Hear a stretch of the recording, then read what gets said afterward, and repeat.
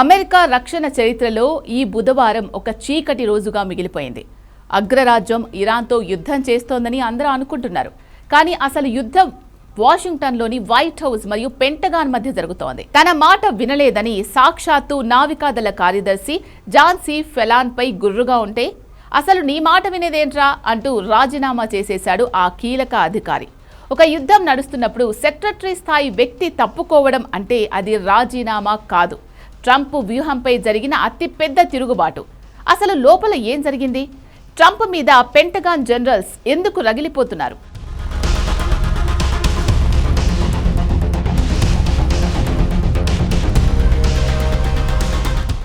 America చరిత్రలో ఎప్పుడూ లేని విధంగా పెంటగాన్ అధికారులు ప్రెసిడెంట్ నిర్ణయాలను బహిరంగంగానే తప్పుపడుతున్నారు. మేము దేశానికి విధేయులం, ఒక వ్యక్తికి కాదు అనే నినాదం ఇప్పుడు పెంటగాన్ గోడల మధ్య వినిపిస్తోంది. ట్రంప్ తన సొంత నేవీ సెక్రటరీని మార్చడం ద్వారా సైన్యాన్ని తన గుప్పిట్లోకి తీసుకోవాలని చూస్తున్నారని, ఇది ప్రజాస్వామ్యానికే ప్రమాదమని విశ్లేషకులు హెచ్చరిస్తున్నారు.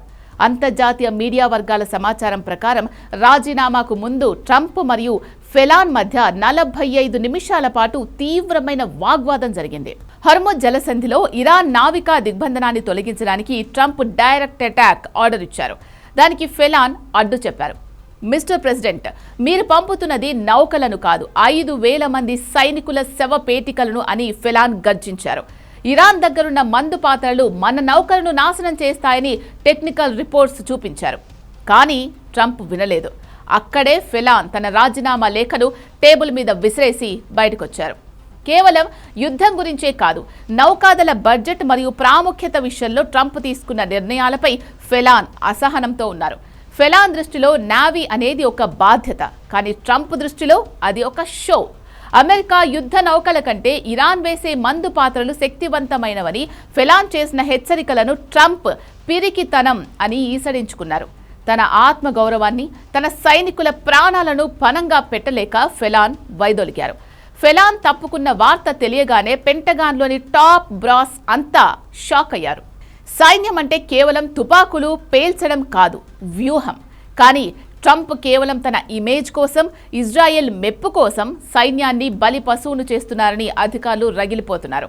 పొలిటికల్ ఆర్డర్స్ వేరు, మిలిటరీ లాజిక్ వేరు అని జనరల్స్ బాహాటంగానే వ్యాఖ్యానిస్తున్నారు. ట్రంప్ తన చుట్టూ కేవలం ఎస్ మాస్టర్ అనే వారిని ఉంచుకోవాలని చూస్తున్నారని, దీనివల్ల అమెరికా సర్వనాశనం అవుతుందని పెంటగాన్ భయపడుతోంది. ఫెలాన్ వెళ్లిన గంటల్లోనే ట్రంప్ హంగ్ కావోను తెరపైకి తెచ్చారు.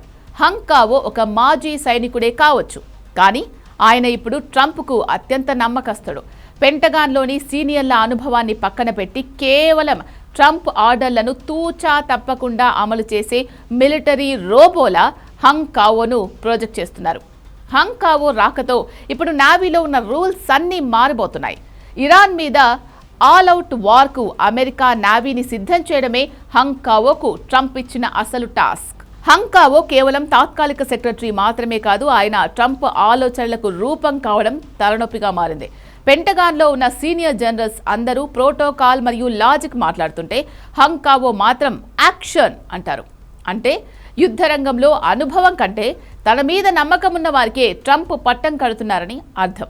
హంగ్ కావో బాధ్యతలు చేపట్టిన వెంటనే హర్ముజ్ జలసంధిలోకి అమెరికా నౌకలను దూకుడుగా పంపాలని ఆదేశించారు. ఇది జాన్ ఫెలాన్ భయపడినట్లుగా భారీ విధ్వంసానికి దారితీయొచ్చు. ఒక్క నౌక మునిగినా అది అమెరికా పతనానికి ఆరంభమవుతుంది. ఇది పెంటగాన్లోని సిస్టమ్ను లోపల నుంచే మార్చే వ్యూహం. అమెరికా తనలో తాను కొట్టుకుంటుంటే ఇరాన్ టెహ్రాన్లో నవ్వుకుంటోంది. అగ్రరాజ్యం రక్షణ శాఖలో చీలిక వచ్చిందంటే అది శత్రువుకు ఇచ్చే అతిపెద్ద అవకాశం. ఇరాన్ తన హనీ ట్రాపింగ్ మరియు గూఢచారి వ్యవస్థతో ఈ చీలికలను మరింత పెంచి అమెరికా నేవీని మానసికంగా దెబ్బతీసే ప్లాన్ చేస్తోంది. నేవీ సెక్రటరీ మార్పు కేవలం ఒక వ్యక్తి మార్పు కాదు, అది అమెరికా రక్షణ విధానంలో వచ్చిన అతిపెద్ద భూకంపం. ఒకవైపు ఇరాన్ తన 5 మారణాయుధాలతో సిద్ధంగా ఉంది, మరోవైపు అమెరికా సైన్యంలో అంతర్గత కలహాలు మొదలయ్యాయి.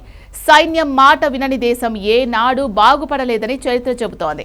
మరి ట్రంప్ తీసుకున్న ఈ రిస్క్ అమెరికాను విజేతగా నిలుపుతుందా, లేక సముద్ర గర్భంలో సమాధి చేస్తుందా?